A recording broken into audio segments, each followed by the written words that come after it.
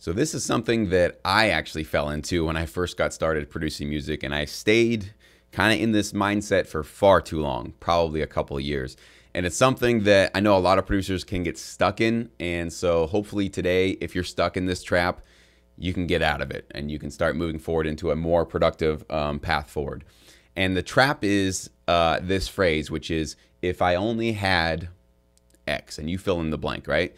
If I only had that outboard gear, if I only had that plugin, if I only had that computer, if I only had that microphone, if I only had that guitar, if I only had money to pay to have somebody mix and master my tracks, if I only had the resources that the major artists have that I look up to, then my tracks would sound just as good as theirs. Then my music would be great. Then my music would be licensable. Then I could sell my music. Then I could market my music. But I have to have that little thing, that little whatever it is. And it could be pretty much, normally it's going to be hardware or software, something you're going to have to purchase to improve your music. It could be either, actually a plugin or hardware, or hiring somebody else to do your work for you, meaning mixing or mastering, or even maybe co-producing your tracks to get them on par. Now, I got stuck in this trap for too long because I couldn't understand why the artists that I looked up to, the rock bands and the producers, I couldn't understand why their music was way better than mine. And when you don't understand something, your mind wants to fill in the gaps. You got to have an explanation as to why the producers that you look up to have awesome, huge, heavy-hitting tracks, and yours are kind of small and not that they don't sound as great as theirs. And when you're working super hard and you're hustling, you're pouring your blood, sweat, and tears into it, and you're still not as great as them, your mind wants to do this thing just called filling in the blank. And a lot of times that blank filling includes you making these sort of like, well, they have a multi-million-dollar studio. Well, they have an engineer and a mixer. Well, they have outboard gear. So they're running all of their mixes through this outboard, really expensive outboard gear. And that's why their tracks sound better than mine. Or they have access to 20 different MIDI keyboards, and they're all, they have built-in unique sounds. I don't have any of that stuff. I'm just here with my DAW. So if I only had all the cool stuff and bells and whistles that they had, my tracks would be on par with them. I'm going to plead with you right now. Please don't get locked into that mindset. It doesn't do you any good, and it's actually not true, okay? We live in a world now that a 13-year-old kid with a laptop and a free music producing software program like Fruity Loops can make tracks that go super viral all over the world, or become major licensable hits that earn ridiculous amounts of money on the back end. And this kid might even just be mixing with a pair of headphones. I know it happens. I know people personally who make their living doing music licensing. They might not be 13 years old. They might be like in their mid-20s or late 20s. But they got their start for sure working with a laptop and Fruity Loops. And they were just using I think regular, I don't even think nothing fancy like Beats headphones, like regular, $100 headphones, something like that. So I know it's possible. I know that you can absolutely do that without having all the bells and whistles and the fancy studios and the mixers and the masters and all the engineers around you and all the outboard gear and all that stuff that you think that you need to do it full time. You just need to become a better producer, a better mixer, a better master. Spend that time rather than making those excuses about why you think your tracks aren't there, and use those tracks of those producers that you look up to as your references, right? If you love this producer, get their music, pull it into your session, rework, and try to dissect what the heck's going on with their mix, right? Try to copy their drums. Okay, their drums are hitting super hard, super heavy. They sound great. They sound interesting. Why aren't your drums sounding like that? Well, pull their track into your session and re-engineer it and dissect it and try to make your track sound just as hot, as heavy as this person's track does. And then sort of gauge yourself, all right?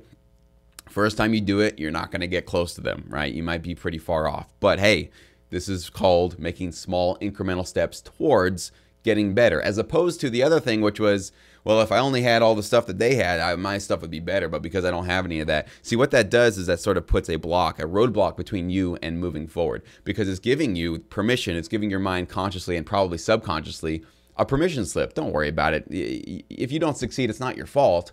It's just that they had access to more resources that you did, or they knew somebody, or you know how it is. Like all those excuses start piling up, and it sort of puts roadblocks in front of your future success doing this full time.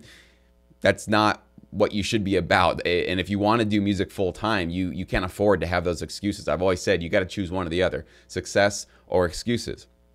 And choosing success is not easy. Okay, I'm not saying that that's a really easy choice to have, that if you choose success then suddenly all your problems go away.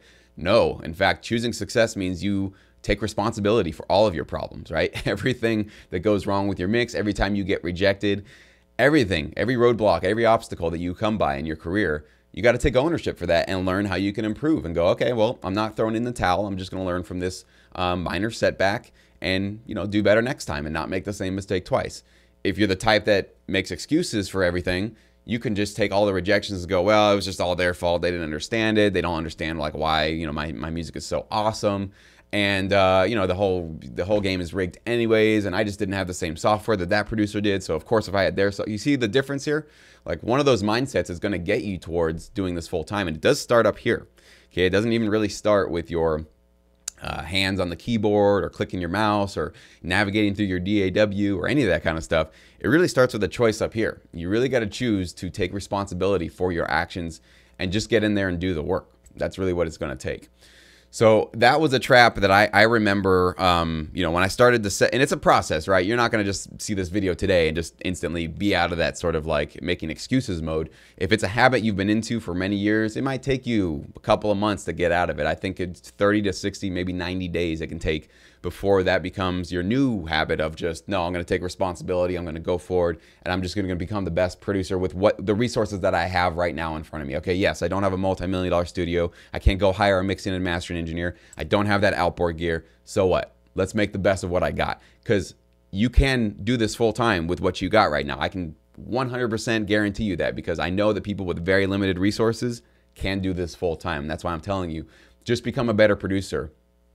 Just become a better craftsman, right? Just hone your craft really, really well. I'm sort of noticing this thing happening, not just in the music business, but across, I guess, YouTube and maybe the social media world and maybe just the world in general, that there's sort of a new energy coming up. And I don't know if it's the younger generation. I hope it is. It'd be really cool if it's coming from them. But this feeling of people are just kind of realizing that like we've been living in a culture that we've just been expecting things so quickly. You know, we've just wanted things right now with the fast food and, you know, instant streaming and instant downloading and everything's just instant, that people are getting confused and thinking that their careers can also be that way, right? That their lifetime or their life's fulfillment can also be an app that you click on and go like, I just want to be fulfilled. I want to be successful. I want to be that. And they're thinking they can click on buttons to get those things. You can't click on buttons to get those things, okay? Maybe you can click on a million buttons over the course of many years through your DAW to finally get that. But anything that's going to give you that fulfillment, that sense of joy, it's going to take time. It's going to take hard work. There's no shortcut for that kind of stuff yet. In the future, I am a strong believer in the potentiality of what technology will be able to allow us to do. But right now, 2018, nope, can't do that yet. You can't find success and fulfillment and happiness and career fulfillment in an app, in a button, in a couple of clicks. You got to get in there and just do the work. That's really it. And of course, getting rid of any excuse that's not propelling you forward. That's really what I want to get across to you today in this video. So thank you guys so much. If this inspired you, if this kind of maybe shed a little bit of a light, helped you maybe move forward in a new positive direction, leave a like, share the video, and make sure you subscribe. And we'll talk to you next time.